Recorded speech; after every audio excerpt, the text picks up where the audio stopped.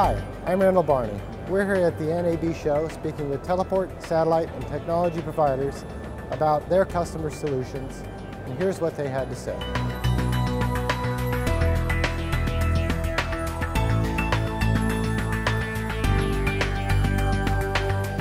Right, so I must say, that as with computers, for example, the technologies in the satellite business evolve really rapidly as well. For example, in the last couple of years, we've been witnessing, this transition from SD to HD, MPEG-2 to MPEG-4, DVB-S to DVB-S2, and the standards are still evolving today. So this has been the most, the technology that has impacted most, at least our core of the broadcasting business, of the broadcasting segment.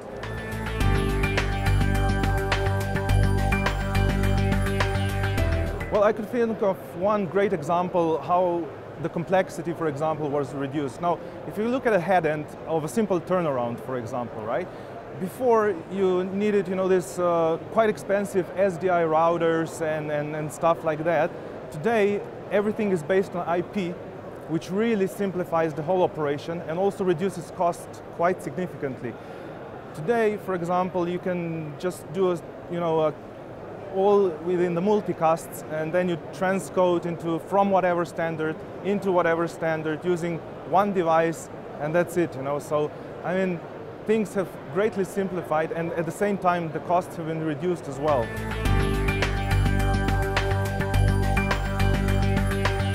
I do.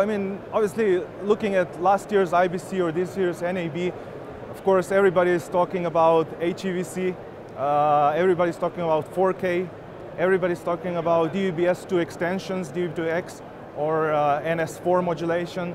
So these are technologies that will definitely come in the next years, right? Now the question is, how soon will they come in the broadcasting, let's say, satellite broadcasting segment? At the moment, my personal opinion is that HEVC and stuff like that are for OTT and adaptive streaming. That's all fine, right? However, the hardware-based encoders are not there yet. At the moment, if you talk about HEVC, all that you have pretty much are all the off-the-shelf servers with powerful NVIDIA or ATI GPUs, which do then the encoding. But these are not proper broadcasting hardware-specific encoders. So I'm sure that the industry will get there, but it's not there yet. So I see this coming in the next 3 years. It will come for sure. It will have an impact on both the teleport as well as on the satellite operators, because of course now on one transponder, instead of putting 30 channels, SD for example, in MPEG-4, you could now put 50, 60 channels, So, but on the other hand, we see more and more television stations that are still popping up all over the world, so I'm sure the demand will still be there and the opportunity will still be there, not just for the teleport operators, but for the satellite operators as well.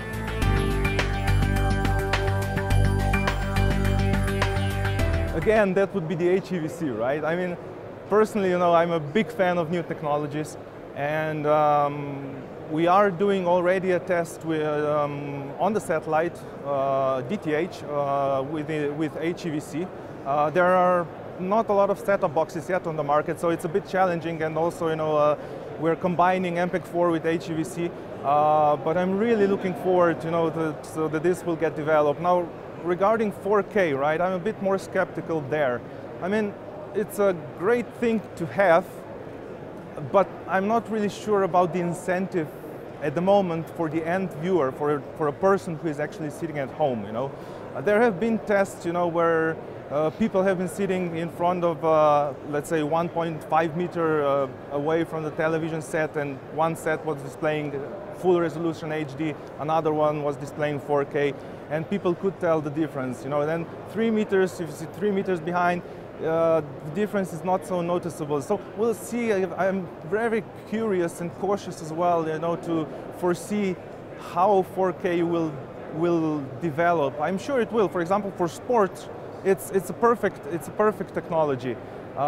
maybe for premium movie channels as well. But on the other hand, let's not forget there are still a lot of SD channels who haven't even made the transition to HD. So we'll see, you know, how things will develop. It will be an interesting times ahead, I'm sure, challenging, but you know, that's what we're here for.